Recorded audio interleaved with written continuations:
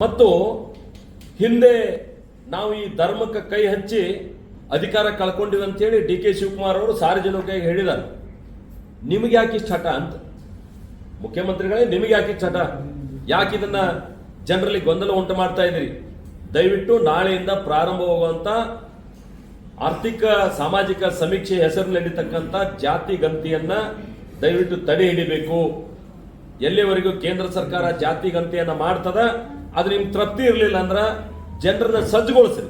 ನಾವು ಯಾವ ರೀತಿ ಮಾಡ್ತೀವಿ, ಎಷ್ಟೆಷ್ಟು ಪ್ರಶ್ನೆ ಕೇಳ್ತೀವಿ ಅಂತೇಳಿ ನಾನು ನೋಡಿದೆ. ಸುಮಾರು 145 ಪುಟಗಳ ಮಾಹಿತಿಯನ್ನು ನಮ್ಗೆ ಬಂದದಾವ ಆನ್ಲೈನ್ದೊಳಗೆ. ನೂರಾರು ಪ್ರಶ್ನೆಗಳದಾವ ಅದರೊಳಗೆ. ಜನ ಪ್ರಿಪೇರ್ ಆಗ್ಬೇಕಲ್ಲ, ಜನ ಪ್ರಿಪೇರ್ ಆಗಿಲ್ಲ. ಹೀಗಾಗಿ ನೀವು ಆ ಜಾತಿಯ ಗಣತಿಯನ್ನ ತಡೆ ಹಿಡಿಬೇಕು ಅನ್ನುವಂಥ ಒತ್ತಾಯವನ್ನ ನಾನು ತಮ್ಮ ಮೂಲಕ ಮಾನ್ಯ ಮುಖ್ಯಮಂತ್ರಿಗಳಿಗೆ ಮಾಡಲಿಕ್ಕೆ ಬಯಸ್ತೇನೆ. ನಾನು ಇನ್ನೊಂದನ್ನ ಹೇಳ್ತೇನೆ ಮಾನ್ಯ ಮುಖ್ಯಮಂತ್ರಿಗಳಿಗೆ. ತಾವು ಸಮಾಜವಾದಿ ಹಿನ್ನೆಲೆಯಿಂದ ಬಂದಂಥವರು. ಯಾವ ಸಮಾಜವಾದಿ ಪ್ರತಿಪಾದಕ ರಾಮ್ ಮನೋಹರ್ ಲೋಹಿಯಾ ಒಂದು ಮಾತನ್ನ ಹೇಳಿದಾರೋ. ಏನ್ ಹೇಳಿದಾರಂದ್ರ, politics is part time religion. ಏನು? Politics is part time religion, but religion is long term politics ಅಂತಕ್ಕಂಥ ಮಾತನ್ನು ಅವ್ರು ಹೇಳಿದ್ದಾರೆ. ಯಾವ ವ್ಯಕ್ತಿ ರಾಜಕಾರಣವನ್ನ ಧರ್ಮವನ್ನ ರಾಜಕಾರಣಕ್ಕೆ ಬಳಸ್ಕೋತಾರ, ತನ್ನ ರಕ್ಷಣೆಗೋಸ್ಕರ ಬಳಸ್ಕೊಳ್ತಾರ ಅಂತಕ್ಕಂಥ ಒಂದು ಮಾತನ್ನು ಅವ್ರು ಏನು ಹೇಳಿದಾರ, ಬಹುಶಃ ಅದನ್ನ ನೀವು ತಿಳ್ಕೋಬೇಕು. ಯಾವ ಹಿನ್ನೆಲೆಯೊಳಗೆ ಹೇಳಿದಾರ ಅನ್ನುವಂಥ ಉದ್ದೇಶವನ್ನ ತಾವು ತಿಳ್ಕೊಂಡು ಮುಂದುವರಿಬೇಕಾದಂಥ ಅಗತ್ಯ ಇದೆ ಅಂತಕ್ಕಂಥ ಮಾತನ್ನ ನಾನು ಈ ಸಂದರ್ಭದಲ್ಲಿ ಹೇಳ್ತೇನೆ. ದಯವಿಟ್ಟು ನಾಳೆಯಿಂದ ನಡೀತಕ್ಕಂಥ ಜಾತಿಯ ಗಣತಿಯನ್ನ ನೀವು ಇವತ್ತೇ ತಡೆ ಹಿಡಿದು ರಾಜ್ಯದ ಜನ ಅತ್ಯಂತ ವ್ಯವಸ್ಥಿತವಾಗಿ ಆಗುವಂಥದ್ದಕ್ಕೆ ತಾವು ಅವಕಾಶ ಕೊಡಬೇಕು ಅನ್ನುವಂಥ ಆಗ್ರಹವನ್ನ ನಾನು ನಿಮ್ಮ ಮೂಲಕ ಮಾಡಲಿಕ್ಕೆ ಬಯಸ್ತೇನೆ. ನಾನು ಯಾಕೆ ಈ ಮಾತನ್ನು ಹೇಳ್ತೀನಿ ಅಂತಂದ್ರೆ, ಯಾವ ಕ್ರಿಶ್ಚಿಯನ್ ಸಮುದಾಯಕ್ಕೆ ಸೇರಬೇಕು ಅನ್ನುವಂಥ ಕಾರಣದಿಂದ ಕುರುಬ Christian, Vokkaliga Christian, Lingayat Christian, Valmiki Christian, ಈ ರೀತಿ ಹಲವಾರು ಈಗಿರ್ತಕ್ಕಂಥ ಜಾತಿಗಳ ಮುಂದೆ ಕ್ರಿಶ್ಚಿಯನ್ ಸೇರಿಸೋದ್ರ ಮುಖಾಂತರ ಸುಮಾರು 47 ಈ ರೀತಿಯಾದಂಥ ಜಾತಿಗಳನ್ನು ಅವರು ಸೃಷ್ಟಿ ಮಾಡಿದ್ದಾರೆ. ಈ ಹಿಂದೆ ಇರತಕ್ಕಂಥ ಜಾತಿಗಳ ಸಂಖ್ಯೆ ಒಟ್ಟು ಕರ್ನಾಟಕದಲ್ಲಿ 1350 ಜಾತಿ ಮತ್ತು ಉಪಜಾತಿಗಳಿದ್ದು, ಈಗ ಅವರು 1561 ಜಾತಿ ಉಪಜಾತಿಗಳನ್ನ ತೋರಿಸುವ ಮೂಲಕ ಸುಮಾರು 210 ಹೊಸ ಜಾತಿಗಳನ್ನ ಇವತ್ತು ಅವರು ಸೃಷ್ಟಿ ಮಾಡಿದ್ದಾರೆ. ಅವ್ರು ಇಡೀ ಲಿಸ್ಟ್ ನೋಡಿ, ಅವರೇನು ಗೆಜೆಟ್ನಲ್ಲಿ ಪ್ರಕಟ ಮಾಡಿದ್ದಾರೆ, ಪ್ರಕಟ ಮಾಡಿದಂಥ ಲಿಸ್ಟ್ನಲ್ಲಿ ಸುಮಾರು 210 ಹೊಸ ಜಾತಿಗಳನ್ನು ಸೃಷ್ಟಿ ಮಾಡಿದ್ದಾರೆ. ಅದರಲ್ಲೂ ವಿಶೇಷವಾಗಿ ಕ್ರಿಶ್ಚಿಯನ್ ಸಮುದಾಯಕ್ಕೆ ಸೇರ್ಬೇಕಂತೇಳಿ 47 ಜಾತಿಗಳನ್ನು ಅವರು ಸೃಷ್ಟಿ ಮಾಡಿದ್ದಾರೆ. ನಾನು ಕೇಳಲಿಕ್ಕೆ ಬಯಸ್ತೇನೆ ಮಾನ್ಯ ಮುಖ್ಯಮಂತ್ರಿಗಳನ್ನ, ಯಾರು ಹೊಸ ಧರ್ಮಕ್ಕೆ ಮತಾಂತರ ಆಗ್ತಾರೆ, ಕ್ರಿಶ್ಚಿಯನ್ ಧರ್ಮಕ್ಕೆ ಒಂದ್ ವೇಳೆ ಅವ್ರ ಮತಾಂತರ ಆದ್ರೆ ಅವ್ರು ಹಿಂದಿನ ಧರ್ಮ ಹೇಳುವಂತ ಅವಶ್ಯಕತೆ ಏನಿಲ್ಲ, ಹಿಂದಿನ ಜಾತಿ ಹೇಳುವಂತ ಅವಶ್ಯಕತೆ ಇಲ್ಲ. ನಾವು ಯಾವಾಗ ಇನ್ನೊಂದು ಧರ್ಮಕ್ಕೆ ಹೋಗ್ತೀವಿ ಆ ಧರ್ಮದ ಹೇಳ್ಬೇಕಾಗ್ತದೆ. ಎರಡು ಧರ್ಮ ಇಟ್ಕೊಂಡು ಹೋಗ್ಲಿಕ್ಕೆ ಸಾಧ್ಯನೇ ಇಲ್ಲ. ಈ ವಿಷಯವನ್ನ ಅವರು ಸ್ಪಷ್ಟಪಡಿಸಬೇಕು. ಇವತ್ತಿನ ಕೆಲವು ಪತ್ರಿಕೆಗಳಲ್ಲಿ ಅದನ್ನ ಹಿಂದೆ ತಕ್ಕೊಂಡಾರ ಅಂತ ಬಂದದ, ಕೆಲವು ಪತ್ರಿಕೆಗಳಲ್ಲಿ ಹಿಂದೆ ತಕ್ಕೋತಾರ ಅಂತ ಬಂದದ, ಕೆಲವು ಪತ್ರಿಕೆಗಳಲ್ಲಿ ಹಿಂದೆ ತೆಗೆಯುವುದಿಲ್ಲ, ನಾವು ಹಂಗ ಮುಂದುವರಿತು ಅಂತ ಬಂದದ. ಹೀಗಾಗಿ ರಾಜ್ಯದ ಜನ ಒಟ್ಟು ಗೊಂದಲದೊಳಗದ. ನಾವು ಏನ್ ಮಾಡ್ಬೇಕಂತೇಳಿ ಇಡೀ ರಾಜ್ಯದ ಜನ ಗೊಂದಲದೊಳಗದ.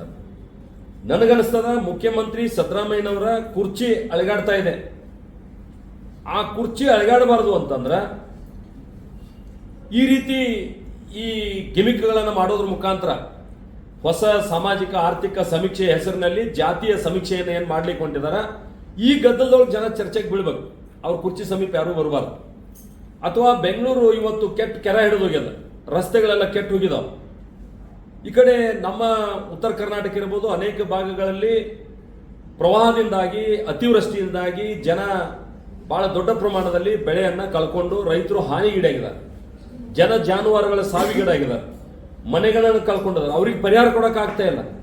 ಹೀಗಾಗಿ ಅವ್ರದೇ ಅನೇಕ ಮಂತ್ರಿಗಳು, MLAಗಳು ಡೆವಲಪ್ಮೆಂಟ್ ಕೆಲಸದಲ್ಲಿ ತೊಂದರೆ ಆಗ್ಯದ. ಹೀಗಾಗಿ ಡೆವಲಪ್ಮೆಂಟ್ ಕೆಲಸಗಳಲ್ಲಿ ತೊಂದರೆಯಾಗಿ ಅವರು ಕೂಡ ಪ್ರತಿಭಟನೆ ಮಾಡಬಾರ್ದು, ಜನ ಕೂಡ ಪ್ರತಿಭಟನೆ ಮಾಡಬಾರ್ದು, ಅವ್ರ ಕುರ್ಚಿಗೆ ಯಾವುದೇ ಸಂಚಕಾರ ಬರಬಾರ್ದು ಮತ್ತು ಹೈಕಮಾಂಡ್ ಮನಸ್ಸು ಒಲಿಸಬೇಕಂತೇಳಿ ಈ ರೀತಿಯಾದಂಥ ಒಂದು ಗಿಮಿಕ್ ಅನ್ನ ಇವತ್ತು ಕರ್ನಾಟಕ ರಾಜ್ಯದಲ್ಲಿ ಅವರು ಪ್ರಾರಂಭ ಮಾಡಿದ್ದಾರೆ ಅಂತ ನನಗನ್ನಿಸ್ತದೆ.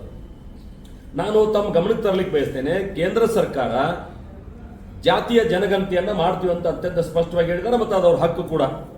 ಕಾನೂನುಬದ್ಧವಾಗಿ ಕೇಂದ್ರ ಸರ್ಕಾರಕ್ಕೆ ಜಾತಿಯ ಗಣತಿಯನ್ನು ಮಾಡಲಿಕ್ಕೆ ಅವಕಾಶ ಇದೆ, ರಾಜ್ಯ ಸರ್ಕಾರಕ್ಕೆ ಇಲ್ಲ. ಮತ್ತು ಕೇಂದ್ರ ಸರ್ಕಾರ ಕೂಡ 2 ವರ್ಷಗಳ ಕಾಲ ಜಾತಿ ಗಣತಿಯನ್ನು ಮಾಡ್ತೀವಿ ಅಂತ ಹೇಳಿದ್ದಾರೆ. 1 ವಾರ 2 ವಾರ ಅಲ್ಲ. ಕೇಂದ್ರ ಸರ್ಕಾರ ಅವ್ರ ಕಡೆ ಇಷ್ಟೊಂದು ಮ್ಯಾನ್ ಪವರ್ ಇದ್ರೂ ಅವ್ರು 2 ವರ್ಷ ತಗೋಬೇಕಾದ್ರೆ ನೀವು ಕೇವಲ 2 ವಾರಗಳಲ್ಲಿ ಜಾತಿ ಗಣತಿ ಮಾಡ್ತೀವಿ ಅಂತ ಹೇಳಿದ್ರಿ. ಹೀಗಾಗಿ ರಾಜ್ಯದ ಜನ ಗೊಂದಲಕ್ಕೊಳಗಾಗಿದ್ದಾರೆ, ಅನೇಕ ವಿರೋಧ ಆಗಿದಾವ. ಸನ್ಮಾನ್ಯ ರಾಜ್ಯಪಾಲರು, ಗೌರವಾನ್ವಿತ ರಾಜ್ಯಪಾಲರು ಕೂಡ ತಮ್ಮ ಪತ್ರ ಬರ್ತಾರೆ, ನೀವು ಅದನ್ನು ತಡಿ ಹಿಡ್ರಿ, ಈಗ ಸದ್ಯ ಮಾಡಬೇಡ್ರಿ ಅಂತೇಳಿ. ಯಾರೇ ಜನರ ಆಗ್ರಹದ ಮೇರೆಗೆ. ಇನ್ನೊಂದು ಕಡೆ ಅನೇಕ ವೀರಶೈವ ಮಠಾಧೀಶರಿರ್ಬೋದು, ಒಕ್ಕಲಿಗ ಮಠಾಧೀಶರಿರ್ಬೋದು, ಹಿಂದುಳಿದ ವರ್ಗದ ಮಠಾಧೀಶರಿರ್ಬೋದು, ಅವರು ಕೂಡ ಆಗ್ರಹ ಮಾಡಿದ್ದಾರೆ ಈ ಜಾತಿ ಗಣತಿಯನ್ನು ಈಗ ಸದ್ಯಕ್ಕೆ ಮಾಡೋದು ಬೇಡ, ತಡಿ ಹಿಡೀರಿ ಅಂತ. ಮತ್ತು ಇಷ್ಟು ಕಡಿಮೆ ಸಮಯದಲ್ಲಿ ಇದನ್ನು ಮಾಡ್ಲಿಕ್ಕೆ ಸಾಧ್ಯ ಇಲ್ಲ ಅಂತ ಹೇಳಿದ್ದಾರೆ. ಮತ್ತು ನಿಮ್ಮ ಸಚಿವ ಸಂಪುಟದ ಅನೇಕ ಸಹೋದ್ಯೋಗಿಗಳು, ಉದಾಹರಣೆ ಹೇಳ್ಬೇಕಂದ್ರೆ ದಿನೇಶ್ ಗುಂಡೂರಾವ್ ಅವರು ಬ್ರಾಹ್ಮಣ ಅನ್ನುವ ಪದದ ಮುಂದೆ ಕ್ರಿಶ್ಚಿಯನ್ ಸೇರಿಸಿದ್ರಿ ನೀವು. ಅವು ಬ್ರಾಹ್ಮಣ ಇದ್ರೆ ಹಿಂದೂನೇ ಇರ್ತಾರೆ, ಕ್ರಿಶ್ಚಿಯನ್ ಇರ್ಲಿಕ್ಕೆ ಸಾಧ್ಯ ಇಲ್ಲ ಅನ್ನುವಂಥ ಮಾತನ್ನು ಅವರು ಕೂಡ ಪತ್ರ ಬರ್ತಾರೆ ಹಿಂದುಳಿದ ಆಯೋಗಕ್ಕೆ. ಮತ್ತು ಮುಜಾವರ್ ಮುಸ್ಲಿಂ ಅಂತಕ್ಕಂಥ ಪದ ಸೇರಿಸಿದ್ದಾರೆ ಎಲ್ಲಿ? ಬ್ರಾಹ್ಮಣ ಸಮುದಾಯದೊಳಗೆ. ಜೈನ ಸಮುದಾಯದಲ್ಲೂ ಕೂಡ ಜೈನ ಪಂಚಮಸಾಲಿ, ಜೈನ ಪಂಚಮ, ಈ ರೀತಿ ಅಲ್ಲಿಯೂ ಕೂಡ ಜೈನ ಸಮುದಾಯದಲ್ಲಿ ಕೂಡ ಧರ್ಮದಲ್ಲಿ ಕೂಡ ಅನೇಕ ಈ ರೀತಿ ಪಂಗಡಗಳನ್ನು ಸೇರಿಸುವಂತ ಪ್ರಯತ್ನ ಮಾಡಿದ್ದಾರೆ. ಹೀಗಾಗಿ ಅನೇಕ ಸಚಿವರು ಇವತ್ತು ನೇರವಾಗಿ ನಿಮಗೆ ಹೇಳ್ತಾ ಇದ್ದಾರೆ ಇದನ್ನು ಮಾಡಬೇಡ್ರಿ ಅಂತೇಳಿ. ಇತ್ತೀಚೆಗೆ ಕ್ಯಾಬಿನೆಟ್ನಲ್ಲಿ ಕೂಡ ನಿಮ್ಮದೇ ಮಂತ್ರಿಗಳು ಟೇಬಲ್ ಕುಟ್ಟಿ ಮಾತನಾಡಿದ್ರು ಅನ್ನುವಂಥದ್ದು ಹೊರಗಡೆ ಚರ್ಚೆ ಆಗ್ತಾ ಇದೆ. ನಿನ್ನೆ